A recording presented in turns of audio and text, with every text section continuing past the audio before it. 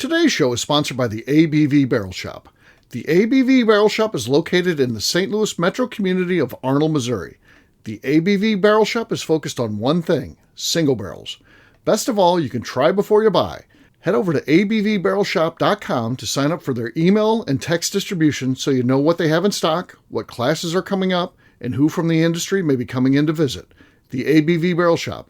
It's where single barrels live. We're also sponsored by the Bar to Go. The Bar to Go offers traveling minibars that are no bigger than a small purse or toiletry bag.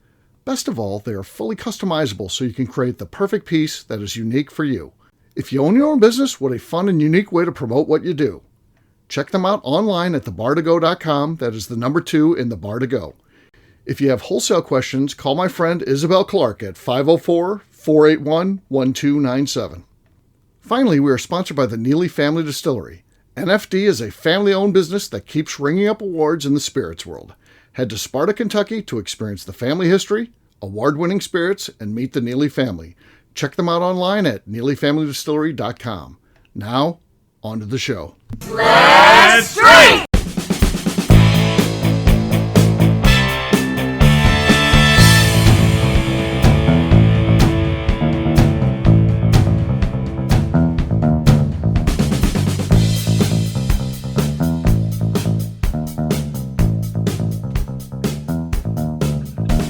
Welcome to the Bourbon Daily, the podcast about everything bourbon delivered to you every day of the week.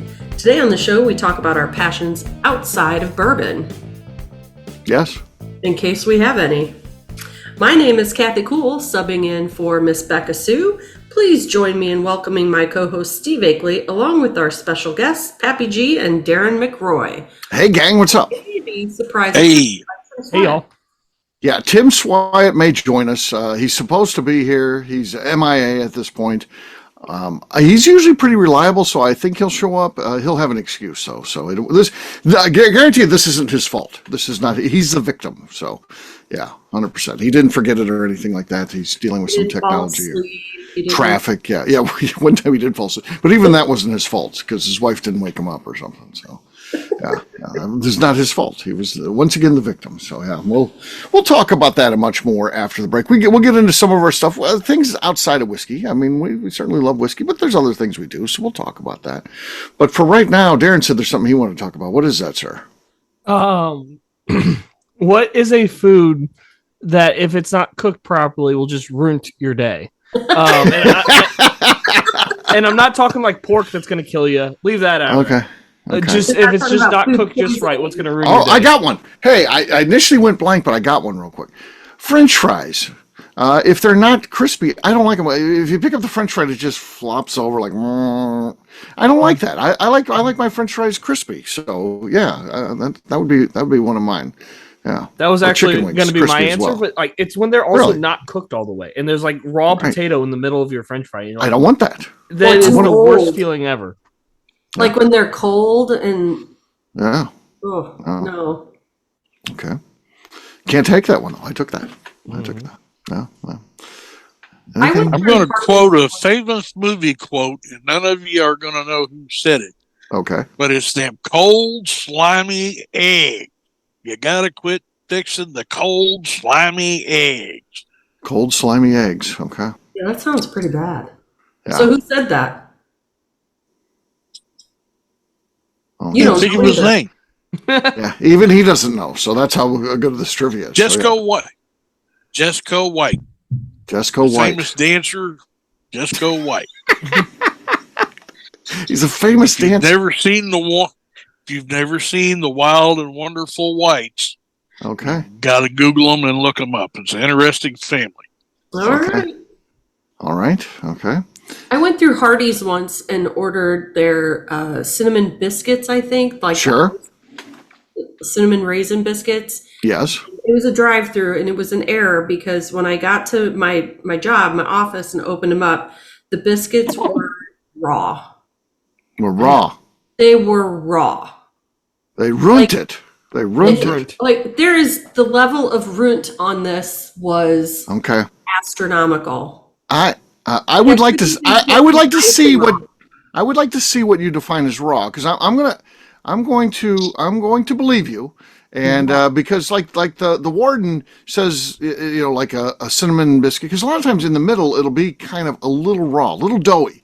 And I like that. That I like. Do I want it absolutely just raw like they didn't cook it? No. But a little doughy in the middle, sure, I like that.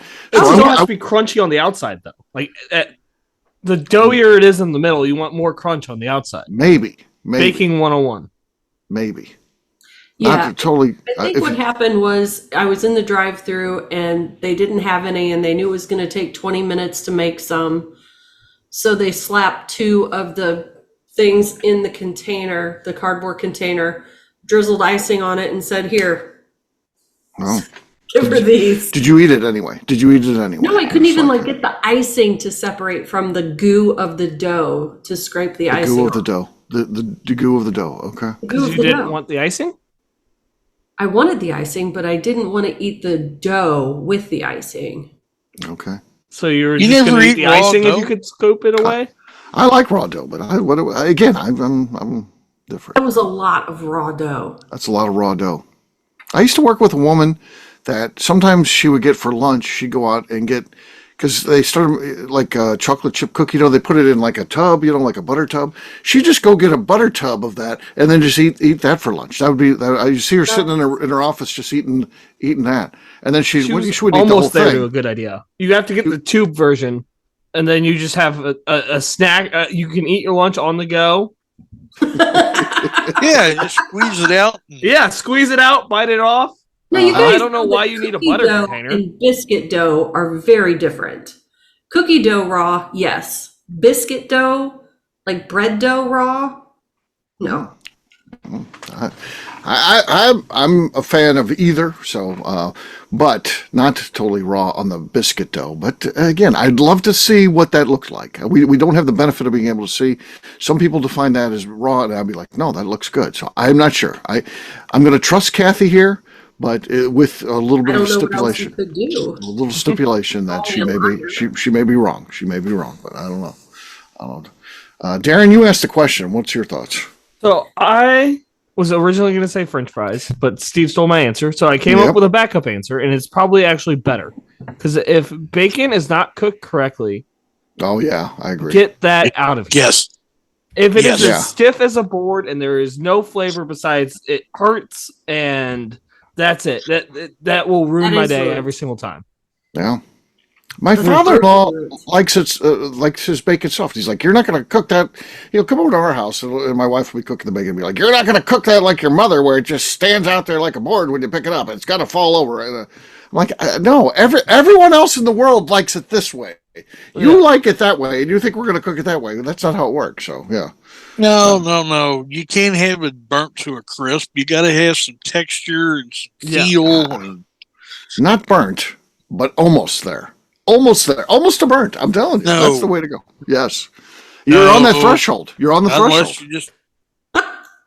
Unless you're making bacon bits for a salad, it's got to have some pliability to it. Yep. I was going to say salad's the one exception, and Steve doesn't eat that. So No, I don't talk about it, but Darren does. So luckily, he's like my PR person. So yeah, I guess I want to get that out there. So yeah. So luckily, I got him.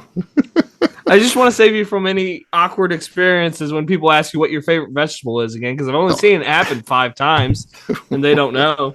Well, they're asking because of you. That's what it subjects me to. They've got it in. They got a way to get under your skin, right? That's what people want. It's kind of like when people ask McNew what flavor ranch is her favorite. Right, exactly. It's the same thing. I still can't believe she doesn't like ranch. Out of all people, she does. That's an act. That's an act for She wants to seem cooler, like she's high class or something. She's McNew. She's going to be falling down when you're hanging out with her, and when she's not around you, she's eating ranch dressing. That's just the way it is. That's the way it is. That's the McNew way.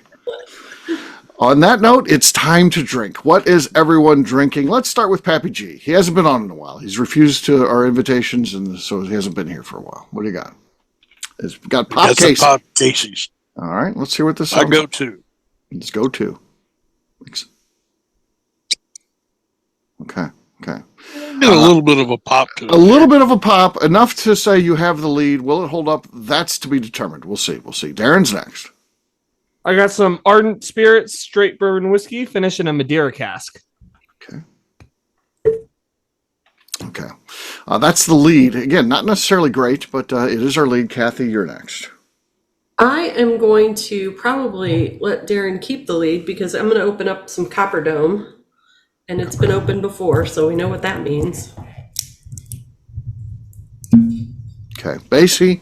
And that's enough to take over the lead, actually. Ooh. It's enough to take over the lead, so we'll see. Again, Wollersheim, the Curiosity Collection. This is a rye finished in port barrels. So let's see what we got here. First, the new crack. So I'm hoping for good stuff, so we'll see. Okay. There it is. There it is. That's a winner. Yep. Some squeak. I got some points taken away on the squeak, but enough to win. So cheers, gang. Cheers. Cheers. All right. We'll take a quick break, and then when we come back, we're going to be talking about our passions outside of bourbon. We'll do that in just a few.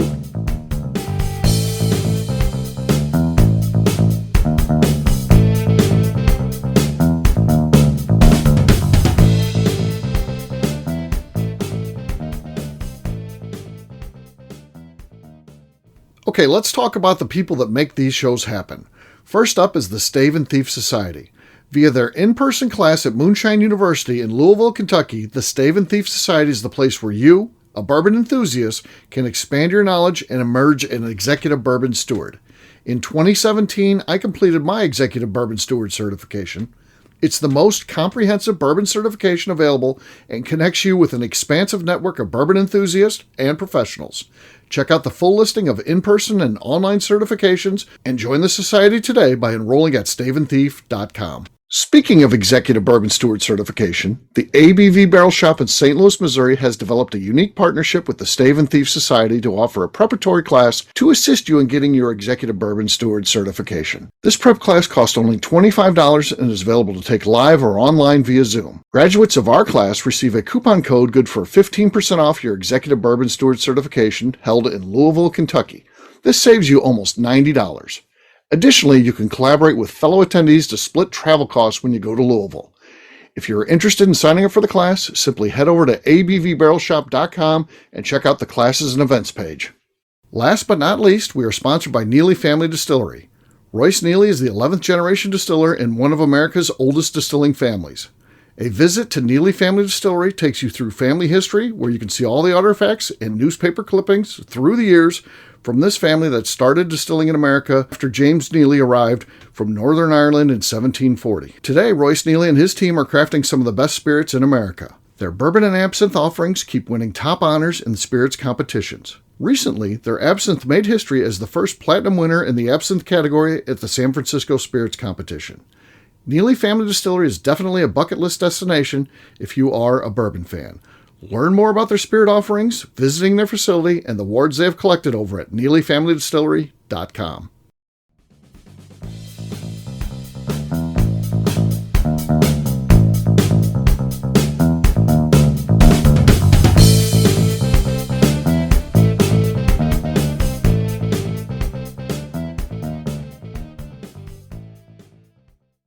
This is Evan Eaters, and you're listening to the Bourbon Daily. Cheers. Welcome back to the Bourbon Daily. Today we're going to talk about things that we love that are not bourbon. Yes, we are. So we're going to stick to things, un-whiskey related. Even on, if you're like, well, cocktails. No, let's get out of the alcohol realm. And what are some other things that we're interested in beyond that?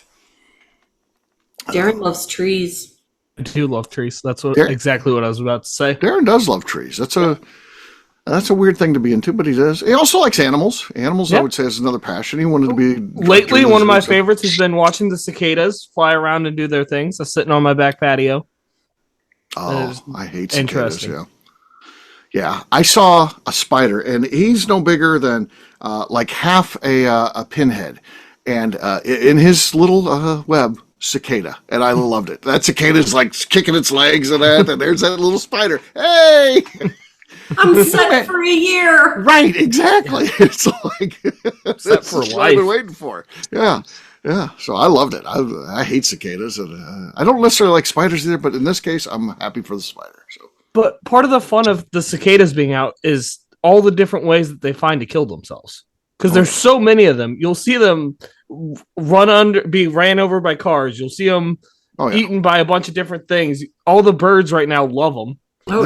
They're disposable bugs. That's why they have so many of them, because they know that the masses are gonna. They don't have the brain cells to survive. They just It just has to be a numbers game where there's so many of them that by chance they're gonna get enough together to mate and continue on. So yeah. I hear they're aerating the yards, and that's the good thing out of them. That they're coming out of the ground and aerating the grass. They're aerating. Okay. Yeah. Well, interesting. Noisy. We haven't seen them in Kentucky yet. Oh, they're coming. Get ready. They're going right now, full force in Missouri. So yeah. And it seemed like someplace it does kind of go in stages, because they were talking on the news like, the cicadas. I was like, I don't hear anything. And then like tonight, I can hear it with my windows closed. It's so loud. So yeah. Yeah, I don't. And we're not at peak emergence yet in St. Louis yet. Mm-hmm. I think that's scheduled for next week. So scheduled for it's next Tuesday at 10. They're scheduled Tuesday to at 10. Go. I've got some early birds out there, but yeah. You can set your watch to it. Yeah. So that's cool. That's cool. What else are some passions? So Darren's got a couple there, obvious ones. Pappy G, what do you like to do? You like to swim a little bit. You got a pool, so that's kind of a bit of a hobby. Yeah, I love water. Old cars, motorcycles. Okay, yeah. Shooting a cannon. I see you shooting a cannon from time to time, and that's kind of an interesting one. Yeah, not everybody shoots a cannon. Yeah. Mm-hmm. Yeah, guns, blowing stuff up, and the normal stuff, normal degenerate things. So yeah, that makes some sense. Kathy, how about you? What are some of the stuff you like outside of whiskey? Baby goats. Baby goats, yeah. Baby goats in pajamas. I like small, pets, dogs, cats. I love to read. I read a lot, and then I like to travel. Yeah. When finances allow. Where do you like to travel? What's travel for you? Because the travel's very diverse, so there can be a lot of different things. Is it educational? Is it interactive, like things you want to do, or is it just laying at the beach? What's travel mean to you? I feel like your life isn't complete unless you touch the ocean with your feet at least once a year. Mm-hmm. No, every 3 years. The ocean. Mm-hmm. I like to do cities that have a lot of museums and stuff to see and Broadway show kind of things. Okay. And then I like road trips and I like beaches. Beaches. Okay. Yeah, that's good. Yeah. That's good. Yes. I would say for me, travel is certainly one of them as well. I do like travel. I some of the things like Kathy talked about, I like kind of that stuff, discovery, seeing things that I see or read about, and it's like, I'd like to go experience that and do that. So some of it's that type of thing.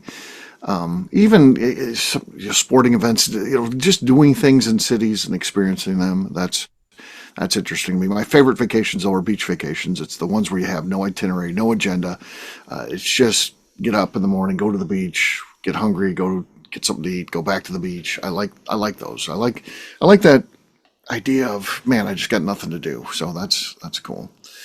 See, I like having things to do. You like having things to do. Well, you're young. When you get older, when you get older and more responsibilities and all this kind of stuff, and everyone wants your time and your attention and all that. Sometimes it's just nice to decompress. It's like, I don't have an agenda today. This is different. So that ends up, to me, being the true vacation. The other ones, sometimes you get back and you don't necessarily feel that relaxed, like I've regenerated. You feel like, I went and did a bunch of stuff, but I wasn't working, but I was kind of working in a different way. I was hustling around and getting. Don't you like to have a day or two in between getting home and going back to work? Yeah, the vacation from the vacation. Yeah, that's true too. Yeah, there's nothing worse, and sometimes it just happens because you're trying to maximize your time out. But there's nothing worse than getting home at Sunday at 5:00 and then unpack, go to bed, and the next morning you got to get up and go to work. Back when I had the corporate job and stuff like that. That's not fun. I agree. There needs to be decompress, right? Got to have that recovery period. Yeah. Another thing that I'm into, utilizing my grill. I like to grill, cook meat, smoke meat. Different styles, different types of meat. I like challenge myself. I just like the whole process. I like buying a cut of meat and then going to YouTube and then seeing what different people do with it, and then seeing what I can do, and then try to put my own spin on it too, to not just copy what they're doing, but to utilize them as a base to do my own thing. And I don't know, I don't ever feel like confident enough. I would never like invite like all the ABV Network crew over to the house and cook for everybody. I'm not that type of person, but I enjoy the challenge of doing it for my wife and myself and the kid when she comes over. My mom doesn't really like barbecue, but so I like doing it for the family, but I'm not this person. So we're early in the barbecue season this year. What is the best thing you've made so far on your Big Green Egg? I killed it on some ribs, so that's really cool. And I'm big into brisket, so I like challenge myself to do the briskets in a little bit different way each time. Again, brisket's one of the most popular meats to barbecue, and I enjoy, because there's so many different people with videos out to see what they're doing, and again to try to do that. So those are just two of the favorites for sure. So, and as we say this, I actually have I'm cooking ribs tonight. So I've got been working on it for the last couple hours. Have it down for the last run, and then I've got instructions to tell the wife when to pull it off there. So she's normally like, I don't want to do anything with the barbecue. I don't do barbecue, but I was like, all you gotta do is turn it off, and here's how you turn. Here's how you shut down the Big Green Egg. There's two things you got to close basically, and shut the lid there, and it's off. There's no power switch or anything. So so that's another thing I like. Love doing it. It's hard to beat a good brisket. Yeah, I agree. Right? That little rim of fat that just melts in your mouth. Yeah. Good stuff, man. Yeah. And it's equally as adept on a sandwich or just, cut like thin cut, in pieces on your plate. So, yeah, brisket's awesome. Have you used your Edward Lee knife? Yes, using that all the time. I had that out today, and yes, it's totally mine. The wife doesn't use it. I use it. I clean it, and it's got its own little spot in the kitchen, like I talked about. I've got this small wall between where the cabinets end and the window, and it's like 6 inches wide. It's useless to put anything there, and but a chef knife on a magnet, it's perfect. So it's kind of out of the way. Nothing was there, and And you can't really see it from the rest of the house, so it's not like you got this weird knife hanging up. It's a spot you don't really see. It's shielded, so yeah, it's cool. So love that knife, and it's definitely made a difference. And I look forward to giving that to my kid one day. So it's like, that's my knife. That's my only cooking utensil that is of any relevance or any importance. The rest of the stuff is just buy and use it till it's dead, and then buy something else. So that's cool. And then the last thing I would say, three things I like that are outside of the world of whiskey, I do enjoy the St. Louis Symphony. I think we have a great symphony.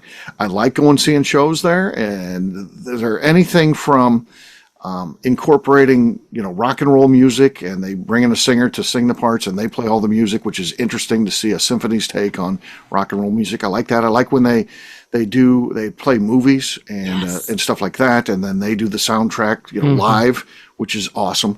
I enjoy those shows, and I enjoy watching the classics too. So Beethoven or Brahms or all those kind of things. I like going to those shows and experiencing music, as people have always experienced music, and they're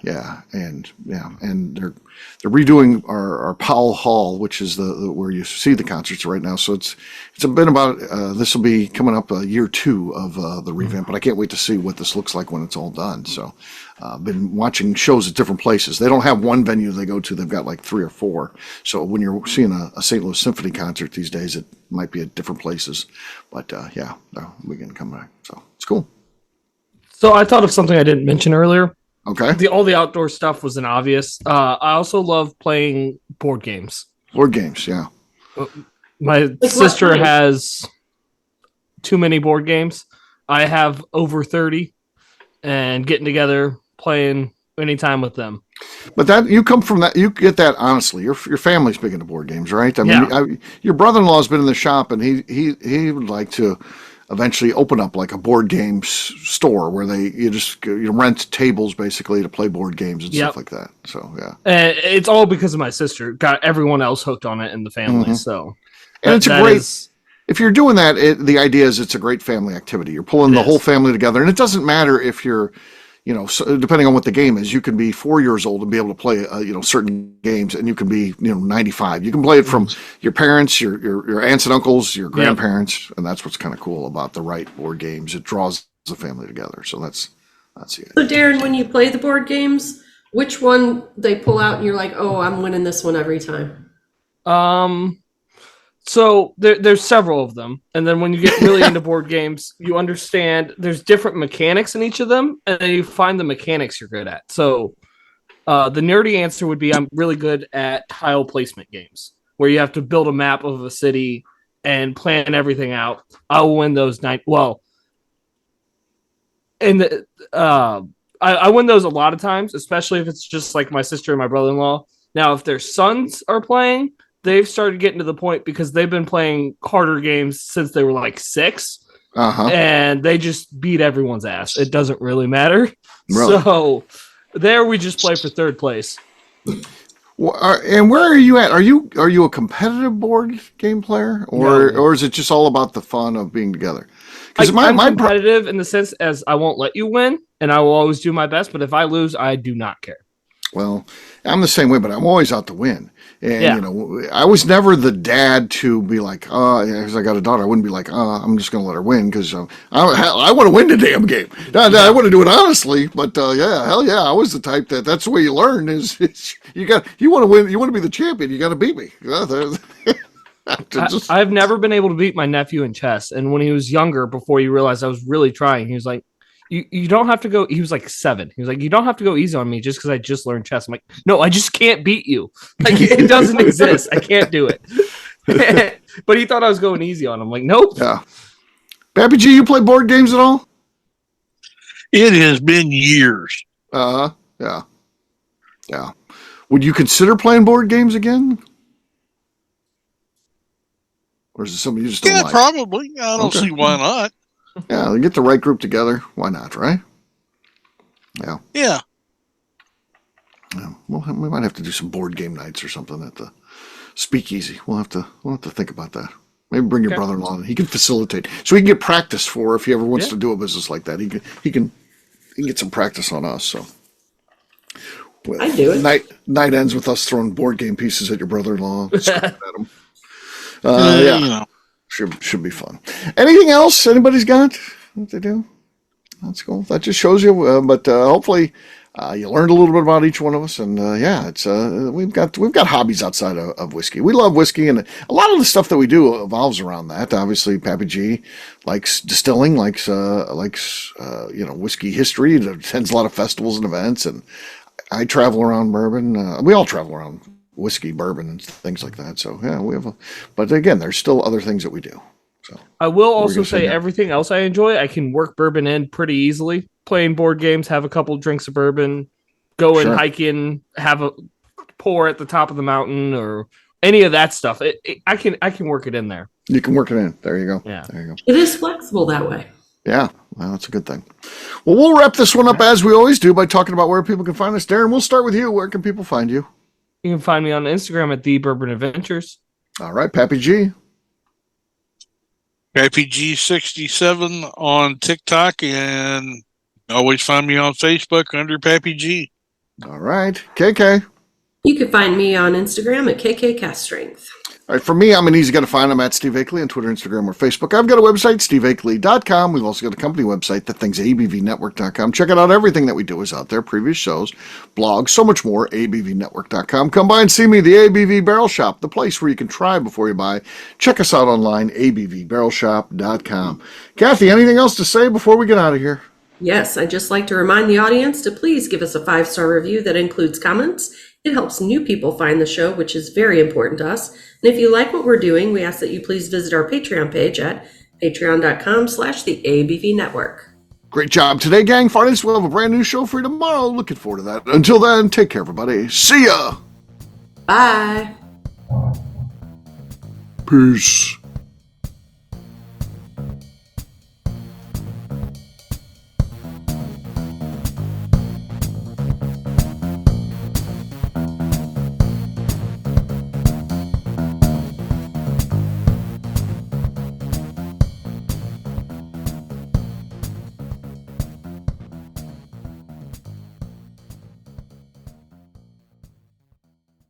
Before we let you go, let's talk about one last thing, the ABV Barrel Shop in the St. Louis community of Arnold, Missouri. The ABV Barrel Shop is focused on a couple of things. First of all, single barrels. We are the place where single barrels live. We go to distilleries, taste through the whiskey, select the best barrel, and have it shipped to our store where we present it to you, our customers, by allowing you to try before you buy. We're also known for the classes that we have in our education center in the store, as well as the events we have with industry professionals from the bourbon business. If you are in the St. Louis area, please come by and visit us at 6 Fox Valley Center in Arnold, Missouri. Or at a minimum, at least sign up for our email and text distribution so you know exactly what's going on in our shop over at abvbarrelshop.com. This is Steve Akeley, owner of the ABV Network, signing off. We thank you for listening to our programming and truly appreciate your support. The Bourbon Daily is part of the ABV Network. For more information or to become a sponsor, please visit abvnetwork.com. Thanks for listening and cheers. This has been a Steve Akeley production.